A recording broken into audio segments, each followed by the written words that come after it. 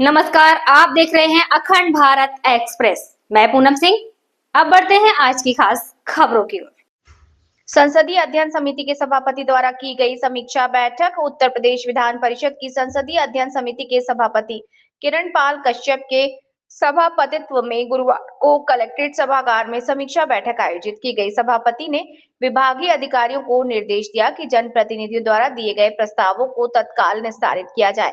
उन्होंने कहा कि प्रस्तावों को निस्तारित करने के साथ ही माननीय सदस्यों को भी उसके संबंध में पत्र प्रेषित करें और अवगत कराया जाए। सभापति को अवगत कराया गया कि जनप्रतिनिधियों द्वारा कुल 42 विभागों में से 29 विभागों को प्रस्ताव प्रेषित किए गए, जिसमें से सभी का निस्तारण करते हुए अवगत करा दिया गया है।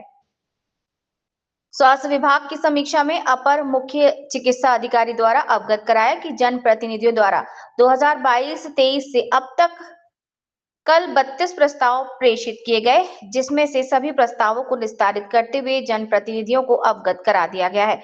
आयुर्वेद और यूनानी विभाग, होम्योपैथिक और वन विभाग द्वारा अवगत कराया गया कि जनप्रतिनिधियों द्वारा 2022-23 से अब तक कोई प्रस्ताव प्रेषित नहीं किया गया।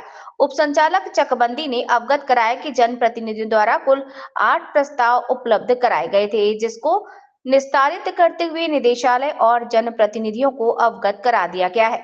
प्रदूषण नियंत्रण बोर्ड द्वारा सभापति को अवगत कराया गया कि कुल 8 प्रस्ताव प्राप्त हुए थे, जिसके निस्तारण की सूचना प्रेषित की जा चुकी है। मुख्य पशु चिकित्सा अधिकारी द्वारा बताया गया कि एक प्रस्ताव प्राप्त हुआ था, जिसको निस्तारित करते हुए जनप्रतिनिधियों को अवरोध कर दिया गया है। ग्राम्य विकास विभाग द्वारा अवगत कराया गया कि जनप्रतिनिधियों द्वारा कुल 49 प्रस्ताव प्रेषित किए गए थे, जिसमें सभी प्रस्तावों को निस्तारित करते हुए सूचना उपलब्ध करा दी गई है तथा इंटरलॉकिंग, आरसीसी, चक रोड व नाली मरम्मत आदि कार्यों को कार्य योजना में सम्मिलित किया गया।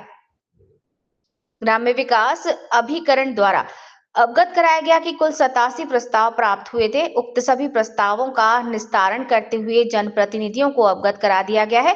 पंचायती राज विभाग द्वारा सभापति को अवगत कराया गया कि जनप्रतिनिधियों द्वारा कुल 53 प्रस्ताव प्राप्त हुए थे, जिसमें सभी प्रस्तावों का निस्तारण करते हुए जनप्रतिनिधियों को अवगत करा दिया गया है।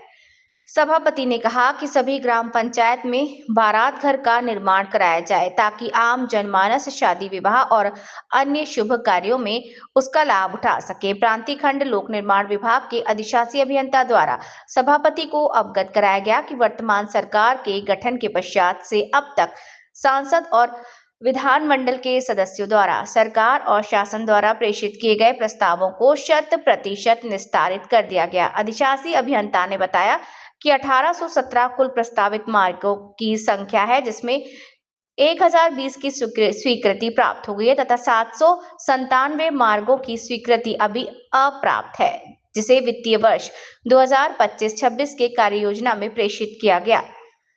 पर्यटन अधिकारी द्वारा अवगत कराया गया कि निदेशालय के माध्यम से 2022-23 से अब तक जनप्रतिनिधियों के 13 प्रस्ताव प्राप्त हुए थे, जिस पर आवश्यक कार्यवाही करते हुए निदेशालय के माध्यम से माननीय जनप्रतिनिधियों को सूचना प्रेषित कर दी गई है।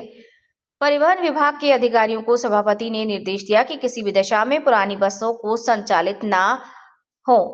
इसके अलावा अन्य कई निर्देश भी इसके अंतर्गत दिए गए। बैठक में जिलाधिकारी मऊ प्रवीण मिश्रा, पुलिस अधीक्षक मऊ इला मारन, अपर जिलाधिकारी वित्त और राजस्व गंभीर सिंह, डीएफओ आकांक्षा जैन, जनपद आजमगढ़ और मऊ के समस्त जनपदीय अधिकारी और सचिवालय के अधिकारीगण उपस्थित रहे।